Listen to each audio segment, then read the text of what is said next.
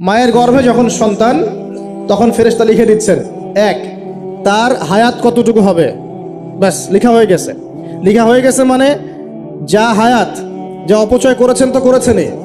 এখন সারা জীবন যদি মাথাটা ঠুকরে ঠুকরে কাঁদেন, তাও ওই অপচয়কৃত দিনগুলো ফিরে আসবে না। শিক্ষা নেবেন না এখান থেকে? 30 বছর চলে গেছে মানে 30 বছর আল্লাহর নাফরমানি করেছেন, সারা জীবন মাথা ঠুকরে কাঁদলেও ওই 30 বছর ফিরে আসবে না। আসবে যুবক ভাই? অতএব কি করা উচিত? ফিরে আসা উচিত নাকি এভাবেই চলতে থাকবে? লেখা হয়ে গেছে, বাড়বেও না কমবেও না। দুই, রিজিক কি কি পাবেন, আপনার রিজিক সব লেখা হয়ে গেছে। এখন আপনারা কি রিজিকটাকে হালাল পথে চাচ্ছেন না হারাম পথে? যদি হালাল পথে চান ওই অ্যামাউন্ট অফ রিজিকই পাবেন, যদি হারাম পথে চান ওই রিজিকই পাবেন, এর বাইরে যাবে না রিজিক। যাবে? যাহলে সবর করেন, আল্লাহ পাক হালাল পথেই রিজিক দিবে ইনশাআল্লাহ তাআলা। রিজিক বৃদ্ধির জন্য কিছু আমল আছে, তার মধ্যে শ্রেষ্ঠ আমল হচ্ছে নামাজ, এর সাথে চাষতের নামাজ পড়া। চাষ মানে সালাতুদ দুহা, এর আগে ইশরাকের নামাজ আছে। রিজিক বৃদ্ধির জন্য আত্মীয়তার সম্পর্ক বজায় রাখতে হয়, আত্মীয়তার সম্পর্ক বজায় রাখলে রিজিক প্রশস্ত হবে। বেশি বেশি যে আল্লাহর জিকির করে এবং কোরআন তেলাওয়াত করে তার রিজিক বাড়ে আলহামদুলিল্লাহ, এবং যে আল্লাহর রাস্তায় খরচ করে তার রিজিক বাড়ে ইনশাআল্লাহ। এই রিজিক বাড়ার কিছু পলিসি আছে। সবচেয়ে শ্রেষ্ঠটা হচ্ছে নামাজ, আল্লাহর জিকির তেলাওয়াত, এরপর আমলের মধ্যে আত্মীয়তার সম্পর্ক বজায় রাখা। নবীজি বলছেন কেউ যদি চায় যে তার রিজিকটা লম্বা হোক, হায়াতটা লম্বা হোক, সে যেন আত্মীয়তার সম্পর্ক বজায় রাখে। আত্মীয়তার সম্পর্ক এখন আস্তে আস্তে নষ্ট হয়ে যাচ্ছে না? খেয়াল করে দেখেন, আত্মীয়তার সম্পর্ক আপনি বজায় রাখবেন। মনে রাখবেন, আমি বারবার একটা কথা বলেছি আপনাদের ওয়াজ মাহফিলে, যে পৃথিবীতে যে কাজই করবেন আল্লাহর সন্তুষ্টির জন্য করবেন। আত্মীয়তার সম্পর্ক বজায় রাখবেন আল্লাহর সন্তুষ্টির জন্য, তাদের কাছে কিছু পাওয়ার আশায় না। যখনই আপনি কারো কাছে কিছু পাওয়ার আশা করবেন আপনি কষ্ট পাবেন। যখনই কারো কাছে কিছু পাওয়ার আশা করবেন আপনি কষ্ট পাবেন। কারো কাছে এত বেশি পাওয়ার আশা করবেন না। কার কাছে পাওয়ার আশা করবেন? আল্লাহর কাছে, যে আমি এই কাজটা করছি, আল্লাহ আমাকে পুরস্কার দিবে ইনশাআল্লাহ। আমি আত্মীয়তার সম্পর্ক বজায় রাখছি কেন? আল্লাহর কাছে রিজিকে বরকতের আশায়, আল্লাহর সন্তুষ্টির জন্য। মনে রাখবেন প্রিয় ভাইয়েরা, আমল কবুল হওয়ার শর্ত মোটামুটি 3টা। কয়টা? 1 নম্বর, আমলগুলো হতে হবে আল্লাহর সন্তুষ্টির জন্য, 1। 2 নম্বর, আমলটা হতে হবে রাসূলুল্লাহ সাল্লাল্লাহু আলাইহি ওয়াসাল্লামের পদ্ধতিতে, অন্য কারো পদ্ধতিতে নয়।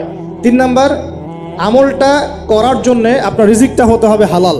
হারাম রিজিকের আমল আল্লাহর কাছে কবুল হয় না। আল্লাহ পাক আমাদের সবাইকে হালাল রিজিকের ব্যবস্থা করে দিন এবং রিজিকটাকে প্রশস্ত করুন, আমিন।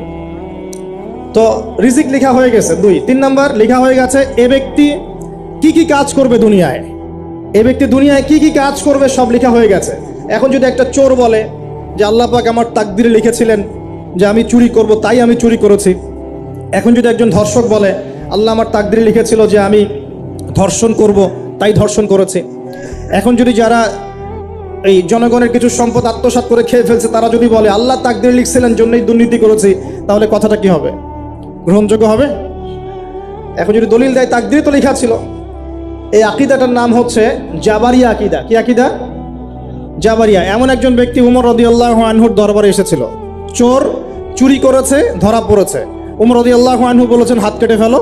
তখন সে বলছে যে আমার হাত তো কাটা যাবে না, কেন? আল্লাহ পাক তাকদিরে লিখেছেন আমি চুরি করব, তাই চুরি করেছে। তো উমর রাদিয়াল্লাহু আনহুর সামনে এই কথাটা বলেছে। আর উমর রাদিয়াল্লাহু আনহু কি বিচক্ষণ মানুষ ছিলেন না বোকাশোকা ছিলেন? বলেন, তার মতো শাসক পাওয়া যাবে? তার মতো আরো একজন শাসক আসবে ইনশাআল্লাহ পৃথিবীতে। তার নাম কি? নবী ঈসা আলাইহিস সালাম ইনশাআল্লাহ তাআলা। এবং তার আগে আরো একজন ইমাম আসবেন, তার নাম কি? তার নাম হচ্ছে মুহাম্মদ। কি নাম? তার নাম মুহাম্মদ, তার উপাধি হচ্ছে মাহদি। কখন আসবেন? যখন পৃথিবীতে যুদ্ধ বিগ্রহ ছড়িয়ে পড়বে, ব্যাপক আকারে মালহামা চলবে, তখন আসবেন। কাদের পক্ষে আসবেন? মুসলিমদের পক্ষে। কি উদ্দেশ্যে আসবেন? সারা বিশ্বে জুলুম তুলে ফেলার জন্য। এবং আরেকটা কি উদ্দেশ্য? ওই জেরুজালেম উদ্ধার করার জন্য। কোন জেরুজালেম? যেটা এখন ইহুদিরা দখল করে আছে। চারপাশে আরবরা, মাঝখানে ও কেমন করে দখল করে আছে? আরবদেরকে হাতের মুঠোয় নিয়ে নিয়েছে। এই কারণে মুনাফিকদের উপর টিকে আছে সে, এবং তার পশ্চিমা মিত্রদের উপর টিকে আছে। ঈসা আলাইহিস সালাম কেন আসবেন? এই জায়গাটা পুনরুদ্ধার করার জন্য। ঈসা আলাইহিস সালাম কি পরাজিত হবেন না বিজয়ী হবেন? কত বছর বিশ্ব শাসন করবেন? 40 বছর। এগুলো হবে বিশ্বে, এগুলো হওয়া এখনো বাকি আছে। আরো কি হবে? মুসলিমরা কনস্ট্যান্টিনোপল আবার জয় করবে। এই কনস্ট্যান্টিনোপলের মধ্যে ফিতনা দেখা দিবে অচিরেই, মুসলিমরা ওইটা আবার দখল করবে ইনশাআল্লাহ তাআলা। আরও কি হবে বললাম, ভূমিকম্পের বছরগুলো আসবে সামনে, এবং মুতায়নুন শাদীদ, মহামারীও আসবে। আরও কি বড় বড় 3টা ভূমিকম্প বাকি আছে এখনো। আগে বলেছি লেকচারে, একটা পৃথিবীর পূর্বে, একটা পশ্চিমে, একটা মাঝখানে। এগুলো এখনো বাকি আছে। বিশ্বে অনেক কিছু হওয়া এখনো বাকি আছে। এখন যা দেখছি এগুলোই সব না, এগুলো চলে যাবে। সময় কি হবে? চলে যাবে। আরও নতুন সময় আসবে ইনশাআল্লাহ তাআলা। আমাদের দায়িত্ব কি? আমাদের দায়িত্ব পরিস্থিতি বুঝে দিন ধরে রাখা, আমল করা এবং মানুষকে দিনের দিকে আহ্বান করা। আমরা যদি দায়িত্ব পালন না করি তাহলে কি হবে? আল্লাহ পাক আমাদেরকে সরিয়ে দিয়ে নতুন কওম নিয়ে আসবেন। আল্লাহ পাক সূরা মুহাম্মাদে বলেছেন, ওয়া ইন তাতাওয়াল্লাউ, তোমরা যদি মুখ ফিরিয়ে নাও, ইয়াস্তাবদিল কওমান গায়রাকুম, আল্লাহ পাক নতুন কওমকে তোমাদের জায়গায় স্থলাভিষিক্ত করবেন। সুম্মা লা ইয়াকুনু আমসালাকুম, তারা তোমাদের মতো হবে না, মানে আমাদের মতো অপদার্থ হবে না। উম্মার বিজয়ের শর্ত কি? আল্লাহ সূরা মুহাম্মাদেই বলেছেন, ইন তানসুরুল্লাহা ইয়ানসুরুকুম, তোমরা আল্লাহর দ্বীনকে সাহায্য করো তবেই আল্লাহ তোমাদেরকে সাহায্য করবে। ওয়া ইউসাব্বিত আকদামাকুম, তোমাদের পা আল্লাহ দৃঢ় করে রাখবেন। আমরা আল্লাহকে সাহায্য না করলে আল্লাহ পাক আমাদেরকে সাহায্য করবেন না। সিম্পল। আল্লাহ পাক সূরা রা'দের মধ্যে বলছেন, ইন্নাল্লাহা লা ইউগাইয়িরু মা বিকওমিন হাত্তা ইউগাইয়িরু মা বিআনফুসিহিম, আল্লাহ পাক কোনো কওমের অবস্থা ততক্ষণ পরিবর্তন করেন না যতক্ষণ না সেই কওম তার নিজের অবস্থার পরিবর্তনের চেষ্টা করে। তাহলে আমাদের পরিবর্তন কেন হচ্ছে না? কারণ আমরা নামাজ ছেড়ে দিয়েছি। 90% মুসলিমের দেশে কত পার্সেন্ট নামাজ পড়ে চিন্তা করে দেখবেন। আমরা কোরআন ছেড়ে দিয়েছি। 90% মুসলিমের দেশে কত পার্সেন্ট বিশুদ্ধ করে কোরআন তেলাওয়াত করতে পারে একটু খোঁজ নিয়ে দেখবেন। কোরআন শুমারি করে দেখেন, নামাজ শুমারি করে দেখেন, তাহলে বুঝতে পারবেন। আর যারা কোরআন পড়তে জানে তাদের মধ্যে কত পার্সেন্ট কোরআনের অর্থটা বোঝে, এটা আরও বড় বিষয়। তারপরে আবার কারা মেনে চলে, এটা আরও বড় বিষয়। আর আমরা কতজন মানুষ দিন ইসলামকে সামগ্রিক দিন হিসেবে মানি, এটাও একটা বড় বিষয়। আমরা মানি ঠিকই, আংশিক। যেমন ইবাদত বন্দেগীর জীবনে মুসলমান, অর্থনৈতিক জীবনে গিয়ে আবার সুদখোর, এমন না বিষয়টা?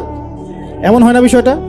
ইবাদত বন্দেগীর জীবনে আমি পাক্কা মুসলিম, কপালে সেজদার দাগ আছে মাশাআল্লাহ, দাড়ি টুপিও আছে মাশাআল্লাহ, কিন্তু ব্যবসায় গিয়ে মাপে কম দিচ্ছি না, ব্যবসায় গিয়ে আমি হারাম ভেজাল দিচ্ছি কিনা, এরকম হচ্ছে কিনা? হচ্ছে। কিন্তু সে কিন্তু মুসলিম এবং নামাজও পড়ে। তা আমাদের সমস্যা ভাই এখানেই। এখন এই সমস্যাটা সলভ করলে ইনশাল্লাহ সব সমস্যা সলভ হয়ে যাবে ইনশাল্লাহ। সমস্যাটা কি? আমরা ইসলামটাকে আংশিকভাবে মানি, পরিপূর্ণ জীবনে ইসলাম বাস্তবায়ন করতে পারছি না। আমি আপনি হয়তো কেউই পারছি না। ফখর করলে বলার নাই যে আমি খুব পারছি, আসলে আমিও পারছি না। কারণ এই যুগে এটা পারাটা খুব ডিফিকাল্ট। এই যুগে পারাটা কি খুবই কঠিন, কিন্তু এটাই তো এই যুগের চ্যালেঞ্জ। নবীজি বলেছেন, তোমাদের সামনে এমন যুগ আসছে যে যুগে ঈমান ধরে রাখাটা হাতের মধ্যে আগুন ধরে রাখার মতো হবে। তবে সুসংবাদ ওই যুগে তাদের জন্যে যারা আমার সুন্নতকে আবার জীবিত করতে পারবে, যে আমার মৃত সুন্নতকে জীবিত করবে, আল্লাহ পাক তাকে দুধ মানে প্রেমময়, আল্লাহ পাক ভালোবাসেন কিনা? তাহলে এই পুরো মহাবিশ্ব সৃষ্টি করে আল্লাহ পাক কি মহাবিশ্বের মধ্যে ভালোবাসা ছড়িয়ে দেন নাই? আল্লাহ রাব্বুল আলামিন 6 দিনে মহাবিশ্ব সৃষ্টি করে মহাবিশ্বের সব জায়গায় যার যার কাজ তাকে বুঝিয়ে দিলেন। কোন গ্রহ কি কাজ করবে, কোন সৌরজগৎ কেমন করে চলবে, দুনিয়া কিভাবে ঘুরবে, সূর্য কিভাবে উঠবে, চাঁদ কিভাবে আসবে, কোন মাখলুক কি কাজ করবে, ফেরেশতাদের কাজ কি হবে, ইত্যাদি ইত্যাদি। আল্লাহ পাক সমস্ত কাজ বুঝিয়ে দিলেন। সূরা আলিফ লাম মিম সেজদা, হামিম সেজদার মধ্যে আছে, পড়ে দেখবেন। আল্লাহ পাক পুরো মহাবিশ্বের দায়িত্ব বন্টন করে দিলেন। এবার আল্লাহ রাব্বুল আলামিন কি করলেন শোনেন। আল্লাহ রাব্বুল আলামিন বলছেন, এই পুরো মাখলুক কায়নাত সৃষ্টি করার পর আল্লাহ পাক তার রহমতকে 100 ভাগে ভাগ করলেন। কত ভাগে? আল্লাহ পাকের দয়া, রহমত, ভালোবাসাকে 100 ভাগে ভাগ করলেন। ভাগ করে মাত্র এক ভাগ আল্লাহ পাক পুরো মহাবিশ্বে ছড়িয়ে দিলেন। বলেন সুবহানাল্লাহ। বাকি 99 ভাগ রহমত আল্লাহ পাক তার কাছে রাখলেন। এই এক ভাগ ভালোবাসার কারণেই এই যে সন্তান কান্না করলে মায়ের বুক ফেটে যায়, সন্তান অসুস্থ হলে বাবার বুক ফেটে যায়। যেই বাবা সহজে চোখের পানি কাউকে দেখায় না, সেই বাবা জায়নামাজে দাঁড়িয়ে চোখের পানি ছাড়তে থাকে। এই এক ভাগ রহমতের কারণে আমরা দেখি যে রাস্তার কুকুর পর্যন্ত তার বাচ্চাকে চাটে, আদর করে, মহব্বত করে। এই এক ভাগ রহমতের কারণে আমরা আমাদের স্ত্রীদেরকে মহব্বত করি, স্ত্রীকে সুখে রাখার জন্য জীবনটা পর্যন্ত বিলিয়ে দেয়। সকাল থেকে রাত পর্যন্ত কোনো কোনো ক্ষেত্রে হারাম পথে যেতেও দ্বিধা করি না, স্ত্রী সন্তান সুখে থাক এই আশায়, তাই না ভাই? এই এক ভাগ রহমতের কারণে গাভী দেখবেন, গাভী তার বাচ্চাকে প্রসবের পর চাটে, গাটা চেটে পরিষ্কার করে দেয়। এই এক ভাগ রহমতে পুরো কায়নাত টিকে আছে। আর নবী সাল্লাল্লাহু আলাইহি ওয়াসাল্লাম বলছেন বাকি 99% রহমত আল্লাহ পাক তার কাছে রেখেছেন। এই রহমত এবং ভালোবাসা দিয়ে আল্লাহ পাক কিয়ামতের মাঠে মানুষকে মাফ করবে ইনশাআল্লাহ। তার মানে বলেন আল্লাহু আকবার। তার মানে আমরা আশা করতে পারি ইনশাআল্লাহু তাআলা আমরা আল্লাহর জান্নাত পাবো ইনশাআল্লাহ। পাবো কি না? শুধু একটা কাজ যদি উম্মত করতে পারে জান্নাত পাবে। বলে দিব কোনটা? অনেক কাজই আছে কিন্তু স্পেশাল একটা কাজ, একটা। আল্লাহ রাব্বুল আলামিন মেরাজের রাতে তার নবীকে উঠিয়ে নিয়েছিলেন, উঠিয়ে নিয়ে কাছে নিয়ে আসছেন, একদম কাছে, আর যে আরশের কাছাকাছি। নবী সাল্লাল্লাহু আলাইহি ওয়াসাল্লাম বলছেন ওই সময় তার উপর 3টা স্পেশাল ওহী করা হয়েছে। কয়টা? 3টা। একটা হচ্ছে 50 ওয়াক্ত নামাজ। কত ওয়াক্ত? এটা কমতে কমতে কমতে কত ওয়াক্ত হয়েছে? 5। 5কেও কমানোর জন্য কোন নবী বলছিলেন? মুসা আলাইহিস সালাম বলছেন 5ও পারবে না, কমাই নিয়ে আসেন। 5ও যে পারবে না, মুসা আলাইহিস সালাম কেমন করে জানলেন? তার উম্মত 2 ওয়াক্ত নামাজ ফরজ। কয় ওয়াক্ত নামাজ ফরজ ছিল? ওই 2 ওয়াক্ত তার আদায় করতে পারে নাই। এই অভিজ্ঞতা থেকে তিনি বলেছেন যে আপনার উম্মত 5 ওয়াক্ত পারবে না। সত্যি না মিথ্যা কথাটা? আসলেই কি উম্মত 5 ওয়াক্ত নামাজ পড়তে পারছে? আচ্ছা, যাই হোক, আল্লাহ পাক আমাদেরকে পড়ার তৌফিক দান করুন। দ্বিতীয় ওহী হচ্ছে সূরা বাকারার শেষের 3টা আয়াত। কয় আয়াত? সূরা বাকারার শেষের 3 আয়াত ওহী করেছেন কে? আল্লাহ রাব্বুল আলামিন। কোন ব্যক্তি যদি রাতের বেলা সূরা বাকারার শেষের 3টা আয়াত পড়ে সারা রাত ইবাদত করেন নাকি পাবে ইনশাআল্লাহ। আর 3 নাম্বারটা হচ্ছে স্পেশাল, সেটা হচ্ছে আল্লাহ পাক বলেছেন হে মুহাম্মদ সাল্লাল্লাহু আলাইহি ওয়াসাল্লাম, বলেন সাল্লাল্লাহু আলাইহি ওয়াসাল্লাম, তোমার উম্মতের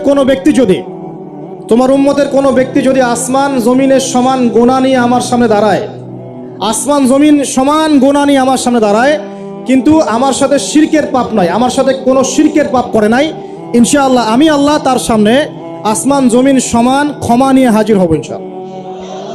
তার মানে আমরা যদি ইনশাআল্লাহ তাআলা শিরকের পাপ থেকে দূরে থাকতে পারি, ইনশাআল্লাহ আশা করা যায় আমরা আল্লাহর সন্তুষ্টি পাবো ইনশাআল্লাহ। এরপর আল্লাহ রাব্বুল আলামিন কি করলেন? আল্লাহ রাব্বুল আলামিন পুরো মহাবিশ্ব সৃষ্টি করে সব দায়িত্ব ভাগ করে দিলেন। ভাগ করে দেওয়ার পরে আল্লাহ পাক জান্নাত জাহান্নাম সৃষ্টি করেছেন কিনা? আচ্ছা, জান্নাত এবং জাহান্নাম কার কার জন্য সৃষ্টি করেছেন বলেন? জিন আর মানুষ। আচ্ছা, এখন জান্নাতের চেয়ে কি শান্তির কোনো জায়গা আছে? আচ্ছা, এই জান্নাত কার জন্য সৃষ্টি করেছেন? জিন আর মানুষ। আচ্ছা, তাহলে আল্লাহ পাক মানব জাতিকে ভালোবাসেন কিনা? ভালোবাসেন কিনা? আপনি যখন কাউকে ভালোবাসবেন তাকে সবচেয়ে সুন্দর গিফট দিতে চাইবেন কিনা? তার জন্য সবচেয়ে ভালোটা কিনতে চাইবেন কিনা? আল্লাহ পাক জান্নাত তৈরি করেছেন কাদের জন্য? আমাদের জন্য। তার মানে আল্লাহ পাক আমাদেরকে ভালোবাসেন কিনা? অবশ্যই বাসেন। আল্লাহ রাব্বুল আলামিন জাহান্নামও তো সৃষ্টি করেছেন। এখন যদি বলি যে তাহলে আল্লাহ পাক কি আমাদেরকে ভালোবাসেন না, জাহান্নামে কিভাবে দিবেন? উত্তরটা কি হবে তাহলে? উত্তর হচ্ছে এই যে যদি আল্লাহ না করুক কোনো ব্যক্তি জাহান্নামে যায়, তাহলে বুঝতে হবে সেই ব্যক্তি জাহান্নামে যাওয়ার যোগ্য ছিল বলেই জাহান্নামে গিয়েছে। কথা কি বুঝতে পারছেন? আর যদি কোনো ব্যক্তি জান্নাতে যায় তাহলে বুঝতে হবে সেই ব্যক্তির উপর আল্লাহ পাক দয়া করেছেন বলেই সে জান্নাতে গিয়েছে। মানুষ তার আমল দিয়ে জান্নাতে যেতে পারবে না, মানুষ তার আমল দিয়ে জান্নাতে যেতে পারবে না, আল্লাহর দয়া অনুগ্রহ দিয়ে জান্নাতে যাবে ইনশাআল্লাহ তাআলা। আল্লাহ পাক আমাদের সবাইকে সেই দয়া অর্জন করার তৌফিক দান করুন।